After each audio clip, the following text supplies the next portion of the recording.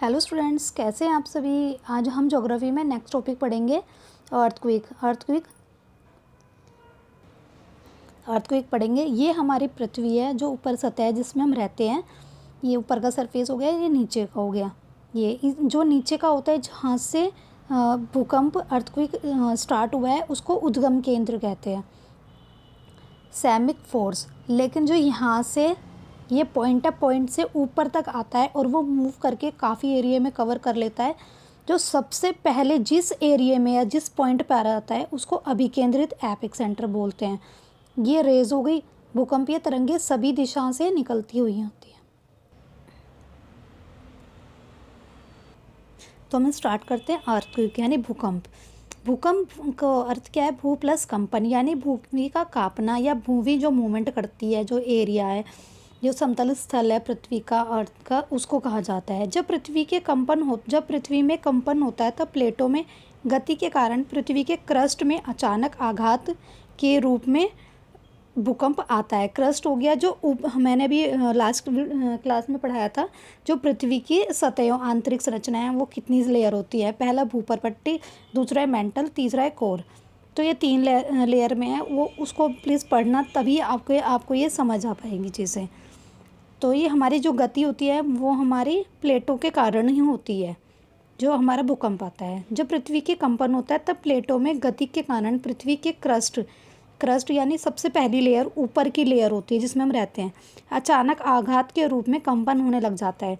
पहले नीचे होता है, ज़मीन के नीचे, उसके बाद वो ऊपरी सतह पर आ जाती है, जिसके कारण हमें पता चलता है कि अचानक से भूकंप आया है। अचानक से ऊर्जा निकलती है और भूकंपीय तरंगों का निर्माण होता है। भूकंप का अध्ययन क्या कहला जाता है? स्टडी ऑफ अर्थक्वेक, जिसको सिस्मोलॉजी कहा जाता है। यानी जो अध्ययन किया करते हैं, किसके उस पे करते हैं? सिस्मोलॉजी पे। भूकंप तरंगों का मापन, जो मेज़रमेंट करते हैं, वो किसके द्वारा करते हैं? सिस्मोग्राम के द्वारा।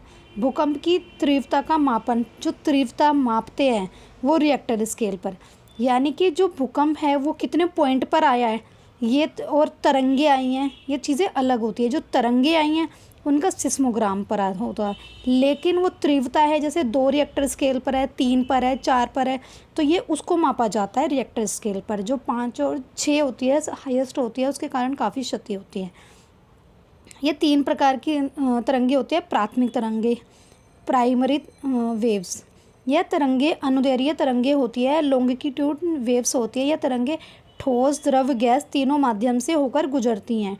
ठोस माध्यम से में गति तेज होती है और इसका वेग कितना होता है? 8 से 14 किलोमीटर पर सेकंड, यानी स्पीड इसकी होती है।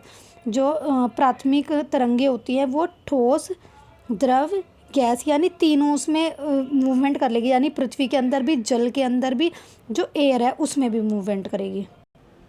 यह तरंगे किसी भी स्थान पर सबसे पहले पहुंच जाती हैं। यह तरंगे पृथ्वी के केंद्रीय भाग से गुजर सकती हैं, यानी कि वो एक एरिया से कहीं पर भी जा सकते हैं प्राथमिक तरंगे, परंतु वहाँ पर उसका वेग कम होता है। जाएंगी सभी जगह, जहाँ पर अभिकेंद्र, उद्गम केंद्र, अभिकेंद्र, वहाँ तो स्पीड में होगी और ये इसका एरिया काफ़ी ज़्यादा बड़ा कवर करती हैं। लेकिन धीरे धीरे जितनी दूरी पर जाएंगी, स्पीड थोड़ी सी कम होती जाएंगी।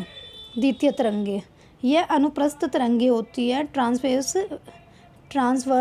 वेव्स, यह ठोस माध्यम से चल सकती है। यह तरल माध्यम में लुप्त हो जाती है, यानी कि जो ठोस एरिया है वहीं पर जाएंगी। जैसे मान लो पृथ्वी की सतह पर रहेंगी, अगर जैसे समुद्र में नहीं जाएंगी,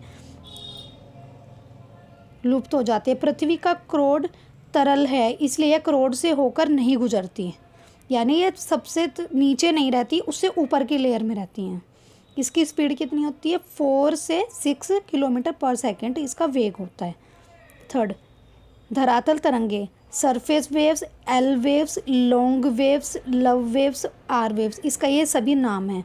इसकी खोज की थी HD लव ने, इसलिए इसका नाम है लव वेव्स।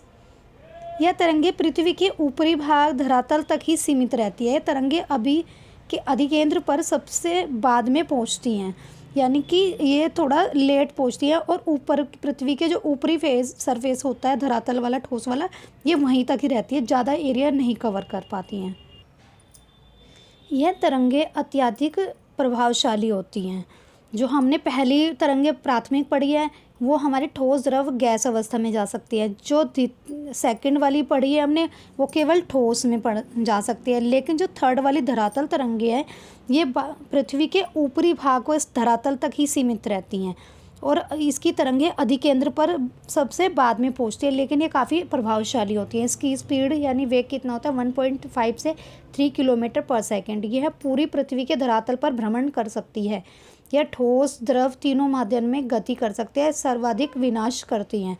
जो ये धरातल तरंगे सरफेस वेव्स होती है, L long wave, love wave, R wave, ये काफ़ी हानिकारक है हमारे लिए। यह भूकंपीय तरंगों का वेग सबसे अधिक घनत्व वाले पदार्थों में से गुजरने पर बढ़ जाता है, जबकि कम घनत्व वाले पदार्थों में से गुजरने पर ये कम हो जाती है। यानी जिसकी डेंसिटी ज़्यादा होगी वहाँ पर इसकी स्पीड बढ़ जाएगी, जहाँ डेंसिटी कम होगी वहाँ की स्पीड इस पर कम हो जाएगी। फोकस पॉइंट, भूकंप केंद्र किसे कहा जाता है? भूकंप केंद्र के उद्गम स्थान को उसका केंद्र कहते हैं। भूकंप के केंद्र के निकट PSL ये तीनों तरंगे पहुँच सकती हैं। ये रहा भूकंप का केंद्र।